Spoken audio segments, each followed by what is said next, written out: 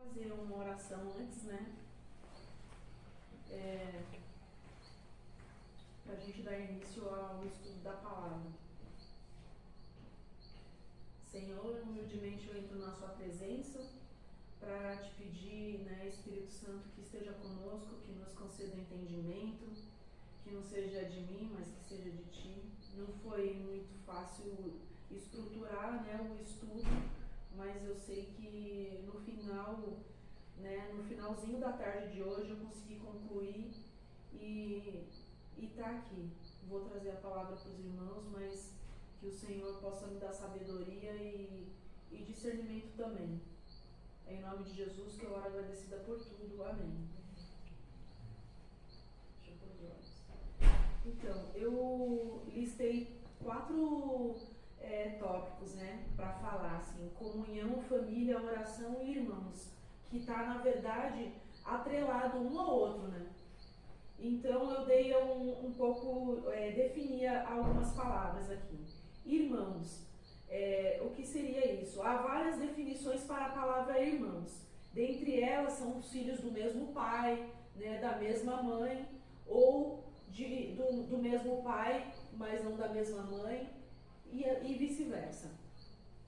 E também são os membros de uma mesma irmandade, né? No caso, assim, nós estamos aqui reunidos, somos irmãos, né? Uns dos outros, não tem primos, tios, nem nada disso, somos literalmente irmãos. E também tá como definição uma pessoa que é muito amiga, aquela que é bem chegada da gente, que a gente tem ela como um membro da nossa família mesmo, né? Aí a definição de família: o conjunto de parentes de uma pessoa, são os laços, a intimidade que a gente cria entre as pessoas que vivem na mesma casa e etc. O que seria comunhão? Uma participação em comum, né? Uniformidade. Quando a gente, o pastor e o Alan estão uniformes, né? Eles estão com a camiseta do nosso ministério, né? Então é essa participação em comum. Nós fazemos parte do Ministério Ímpar, estamos em comunhão. O que seria oração? Prece, reza, meditação. Aí tudo isso, a gente vendo pelo âmbito espiritual, né? O que seria os irmãos? Por quê? Porque todos temos um relacionamento especial com Deus. Então isso nos faz sermos irmãos em Cristo, né? Estamos na presença de Deus, então se a gente tem esse relacionamento especial com Deus, somos vistos como irmãos. A família, né, no âmbito espiritual, é o alicerce da vida na sociedade. É o ambiente saudável, é a fonte de transmissão do mistério de Deus. A família ímpar, né, a gente estuda aqui, né, acaba tendo conhecimento da palavra, né, todos os cultos que a gente está aqui em comunhão, e a gente pede sempre ao Espírito Santo para nos trazer o entendimento da palavra, e com isso a gente aplica na sociedade, né, no nosso dia a dia, né? E a comunhão? É um vínculo de unidade fraternal mantida pelo Espírito Santo e que nos leva a nos considerarmos um só corpo em Jesus Cristo, né? Isso eu sempre venho falando. Quando uma pessoa comete algum delito, né? Tipo, e faz parte da sua família, toda a família se sensibiliza, né? Fica sensível àquela situação. E no âmbito espiritual não é diferente, né? Quando o irmão fraqueja e a gente acaba sentindo o baque porque somos corpo, né? E a oração no âmbito espiritual, o que seria isso? Um diálogo do cristão para com Deus, né? Que é a base fundamental do nosso relacionamento com o Senhor. Então, por que estamos aqui reunidos? Aí no Salmo 133 diz aqui: Ó quão bom e agradável viverem unidos os irmãos. Tem outras versões, né? Mas isso é importante, que a gente esteja reunido em comunhão e como irmãos. Né? Esse acho que é o real sentido da família, né?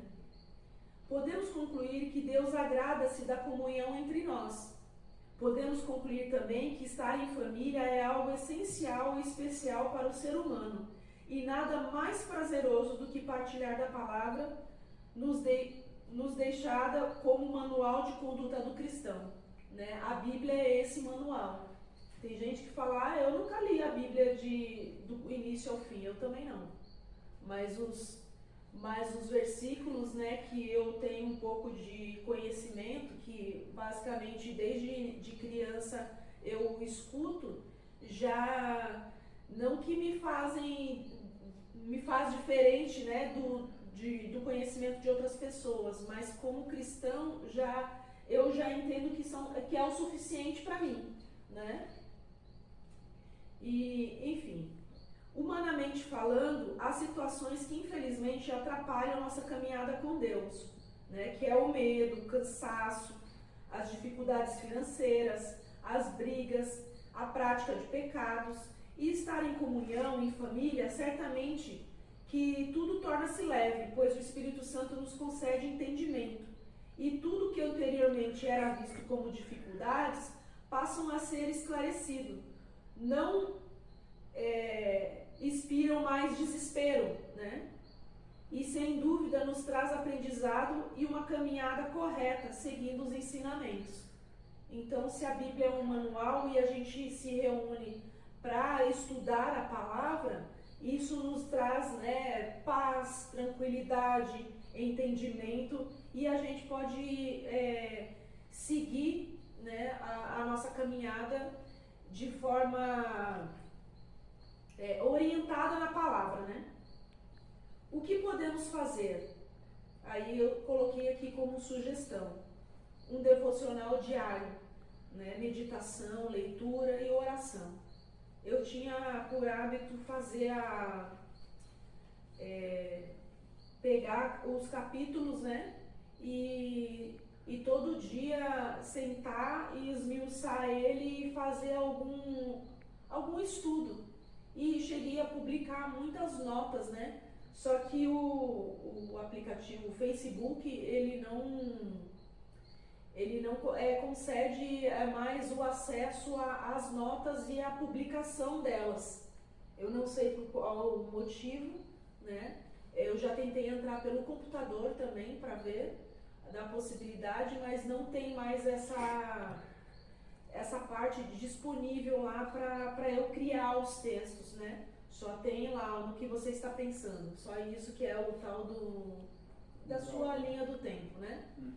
E as notas não consigo mais criar, enfim. E tudo aquilo que eu compartilho, né, diariamente lá no grupo, o nosso grupo da igreja, são essas notas.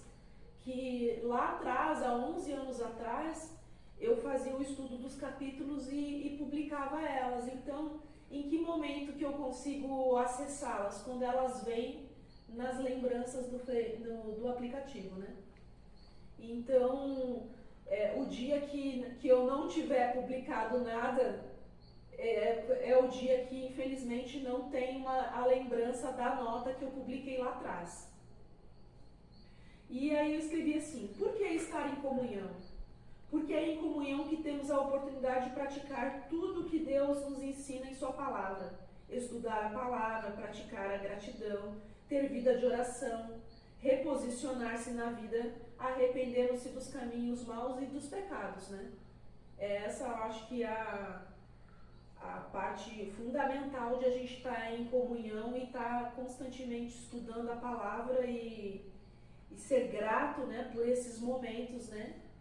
Que muitos, infelizmente, não têm a oportunidade de estar reunido para a leitura e para o partilhar da palavra do Senhor, e muitos também não têm desejo, não querem, né?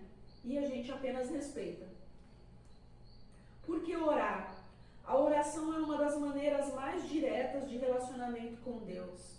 A oração inclui falar com Deus, prestar-lhe adoração, apresentar-lhe nossas petições, confessar nossos pecados e interceder pelos outros.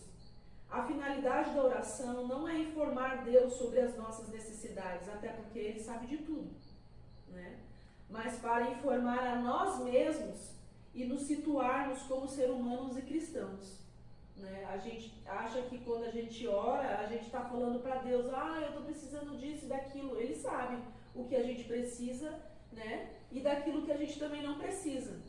Mas, na verdade, a oração é como se fosse, vamos dizer assim, quando a gente pega um megafone, né? E fala mais alto para ecoar, né? Então, assim, é para que a gente escute o que a gente está falando para o Senhor e trazer isso, tipo, nos fazer refletir, né? E nos reposicionar, e a gente se situar mesmo como ser humano. Tipo, o que eu estou fazendo de errado? Às vezes a gente pede uma coisa para Deus e fala assim, eu quero isso. Mas para pensar, isso daí vai agregar alguma coisa na sua vida ou você só está pedindo porque já criou o hábito, né, de ser pede hoje, pede amanhã, pede depois, né? E eu vejo isso nitidamente como sendo para mim também. Às vezes eu faço uma oração, entrego as coisas na mão de Deus, mas daí passa 2 dias e já estou falando de novo para Ele. Falei, nossa, mas para quê? Estou repetindo, Ele já sabe, né? Então eu falo, não tem necessidade de tu ficar falando toda hora, né? E eu tô aprendendo isso também com a Tia Irene, várias coisas, né? Que ela fala, não, tu pediu, então sossega, né? Entrega e descansa. E às vezes é difícil, né, pra gente como ser humano, a gente ficar naquela ânsia de, caramba, mas não vai resolver nunca, né? Mas vai, né? O importante é não desanimar. É importante estar entre os irmãos, em comunhão, em família, mas a oração é a ferramenta mais importante do ponto de vista de ter o poder de nos acalentar, apaziguar, encorajar, autoconhecer-nos, despertar a esperança e tornar a vida mais leve, né? Na verdade, quando a gente ora, a intenção realmente é essa, de tirar todo o peso, né, que está sobre o jugo, né, que está sobre a gente. Às vezes a gente está cansado, muitas vezes a gente não tem nem vontade de ir ao culto, ou, eu não vou meditar na palavra hoje não. Hoje eu não quero falar com ninguém, entre outras coisas, né? Mas o orar faz a gente tornar o nosso dia, né, a nossa vida muito mais leve. Aí eu fiz algumas anotações aqui, em 1 Tessalonicenses, deixa eu achar aqui.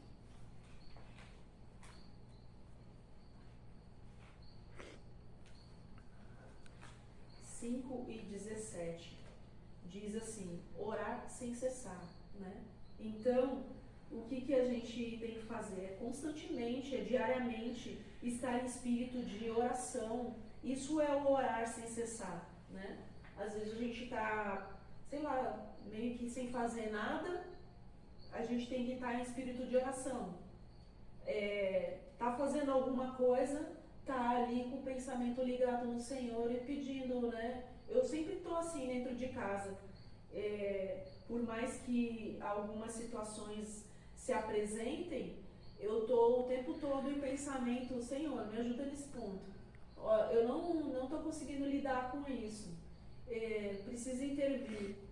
E todo o tempo eu estou falando com o Senhor. Eu estou lá ministrando as aulas de reforço escolar com as crianças e eu falo assim, me dá paciência, sabedoria para lidar com essas crianças, porque eu sei que se eu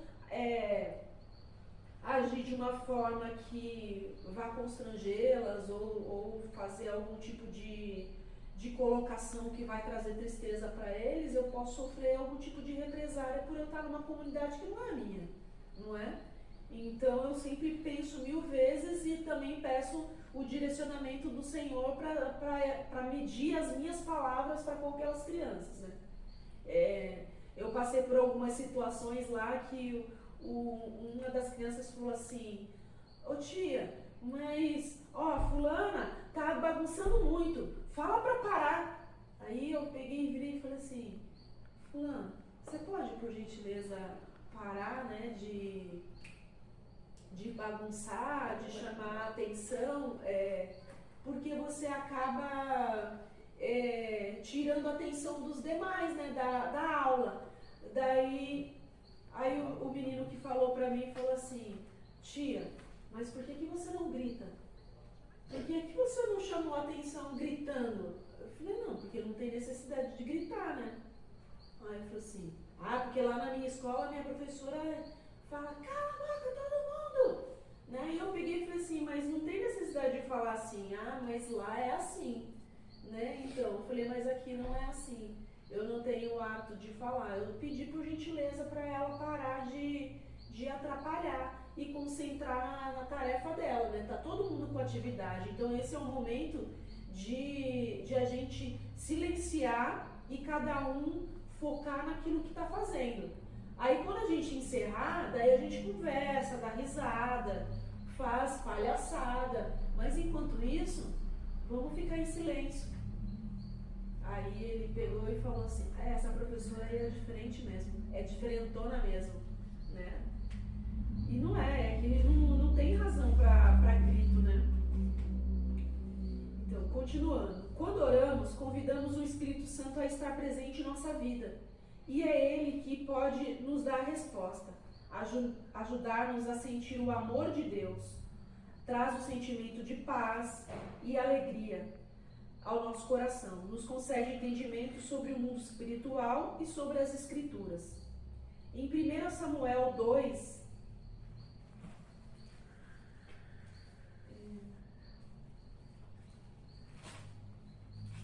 eu marquei tudo, mas não estou achando quase nada, mas tá bom. 1 Samuel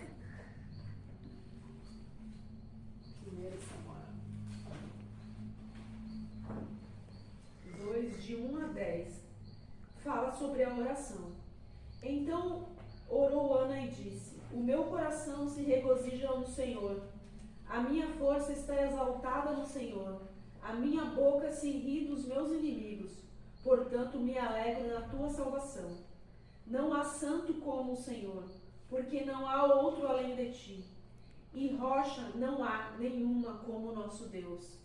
Não multipliqueis palavras de orgulho, nem saiam coisas arrogantes da vossa boca, porque o Senhor é o Deus da sabedoria e pesa todos os efeitos na balança. O arco dos fortes é quebrado, porém os débeis cingidos de força. Os que antes eram fartos hoje se alugam por pão, mas os que andavam famintos não sofrem mais fome. Até o estéril tem 7 filhos, e a que tinha muitos filhos perde o vigor. O Senhor é o que tira a vida e a dá, faz descer a sepultura e faz subir. O Senhor empobrece e enriquece, abaixa e também exalta. Levanta o pobre do pó e desde o monturo exalta o necessitado, para o fazer assentar entre os príncipes, para o fazer herdar o trono de glória, porque do Senhor são as colunas da terra, e assentou sobre ela o mundo. Ele guarda os pés dos seus santos, porém os perversos emudecem nas trevas da morte, porque o homem não prevalece pela força. Os que contendem com o Senhor são quebrantados. Dos céus troveja contra eles. O Senhor julga as extremidades da terra, dá força ao seu rei e exalta o poder do seu ungido. Então fala aqui da oração, né, de Ana, que ela pediu para, na verdade, assim, para o Senhor trazer paz ao coração dela, né, para acalmá-la. Ela tinha um desejo, né, de ser mãe, né, enfim, e muitas vezes ela se encontrava até se sentindo um tanto humilhada, né, desprezada. Você casa, quer filhos, mas aí você não tem. E aí você tem toda uma sociedade te julgando, tipo, como assim, né? Primeiro você não casava, daí você se casou. Aí você que se casou não tem filhos. Aí você tem filhos quando vem os netos. E assim não tem fim, né? Enfim, isso que eu posso entender daqui, né? Em Mateus 18 e 20 fala da comunhão.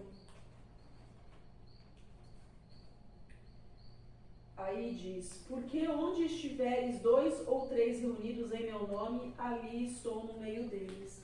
Então a gente pode crer que o Senhor, né, o Espírito Santo está no nosso meio, porque estamos aqui não 1 ou 2 ou 3, mas muitos, né?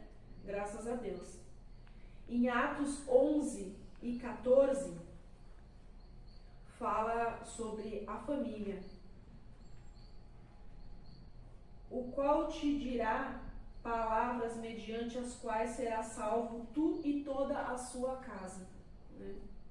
Essa é uma referência que eu coloquei a respeito da família. Em 1 João 3, 14,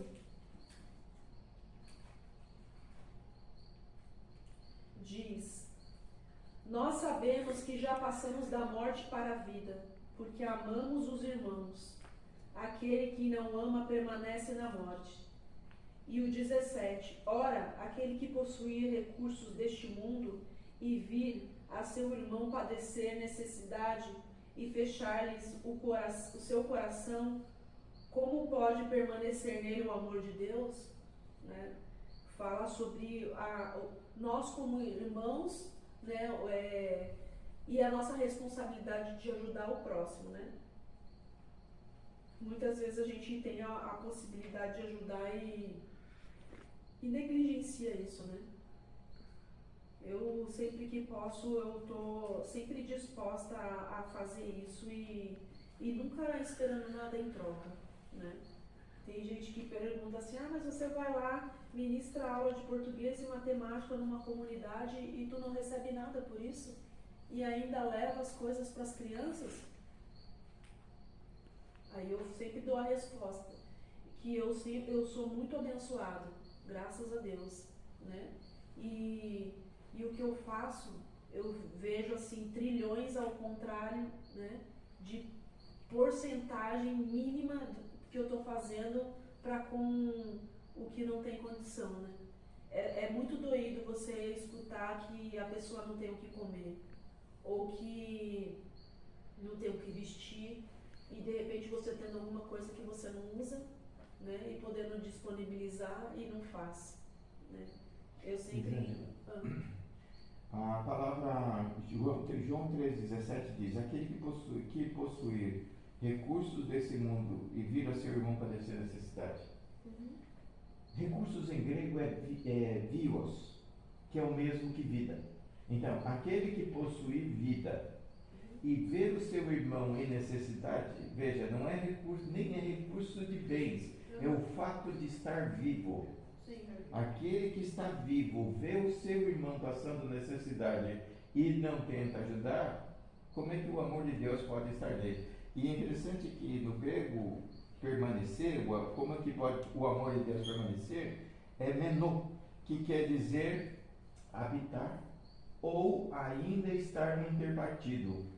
Então, como pode não ter partido o amor de Deus do coração daquela pessoa que tem vida e não ajuda uma outra pessoa? Isso em grego. Seria também no sentido de acolher, de orientar, de estar por perto, de se condoer, de dar uma palavra amiga. Não é só necessariamente recursos de benefícios, de bens e de propriedades. Sim. É o fato de estar vivo. Por isso que ele fala que a pessoa está viva ou está morta. Ele saiu da vida para a morte, porque ele está falando de vida. Uma pessoa que se condói e estende a mão, e pelo fato de estar vivo, ele está vivo. E quando você, nada sente, está morto. Está Ele cego para aquilo que está... Ele não participa da vida mais. Que é no sentido de estar morto, então. Sim. Então, eu coloquei aqui, principal é a oração. Orar é conversar. Dentre as tantas armas que Deus nos deu, tais como o sangue de Jesus, que aí eu vejo no sentido, né, de quando a gente determina algumas coisas, a gente fala assim, em nome de Jesus, né? Então é uma arma, né? Falar no sangue de Jesus, a fé, o jejum, a palavra, os dons. Mas uma das principais é a oração, pois é através dela que estreitamos o nosso vínculo com Deus.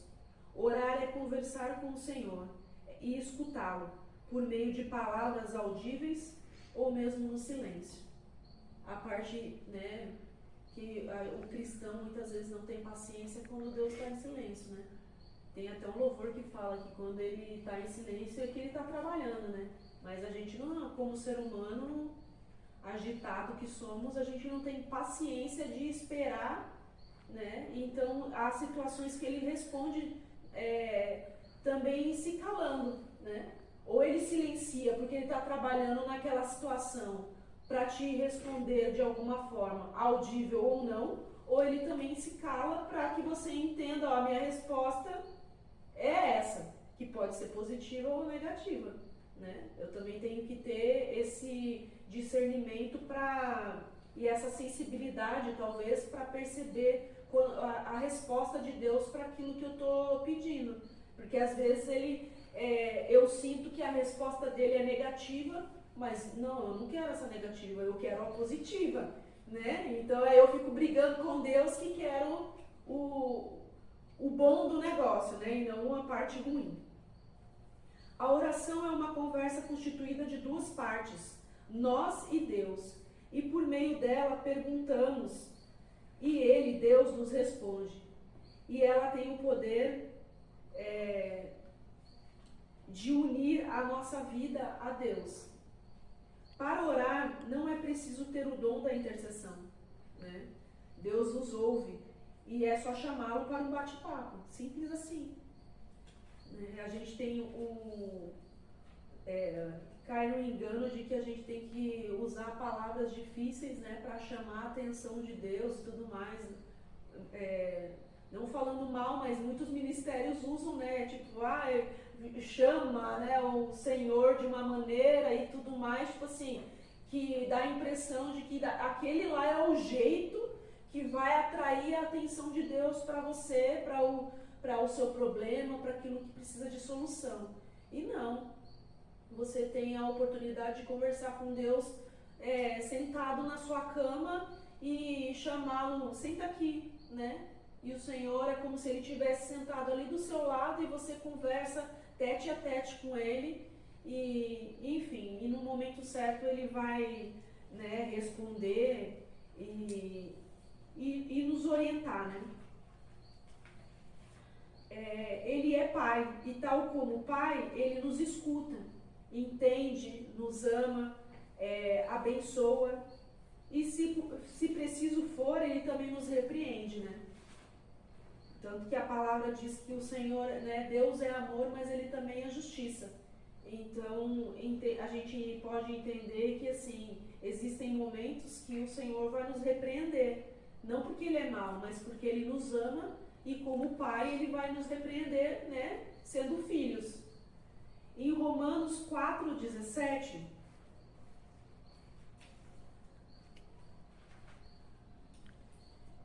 diz, como está escrito, por pai de muitas nações te constituí perante aquele no qual creu, o Deus que vivifica os mortos e chama à existência as coisas que não existem. Né? Quando a gente ora, a gente tem a possibilidade de pedir ao Senhor, né, e clamar, determinar e também crer naquilo que humanamente não existe, mas que a gente espiritualmente pode trazer já à existência, né? E já crer que aquilo já aconteceu. A oração feita por um justo pode muito em seus efeitos, né? Fala em Tiago 5,16. Resumindo, é necessário estar em meio aos irmãos, em comunhão, em família, em oração? Sem dúvida que a resposta é exatamente sim, né, que é necessário e importante. Porém, a oração é primordial, essencial, de suma importância para que possamos entrar em intimidade com Deus, com o Espírito Santo, nos fortalecermos na fé e declarar e determinar em nome de Jesus nas nossas vidas acerca das situações que afligem a nossa vida cotidiana, com autoridade e poder que só Ele nos dá, né?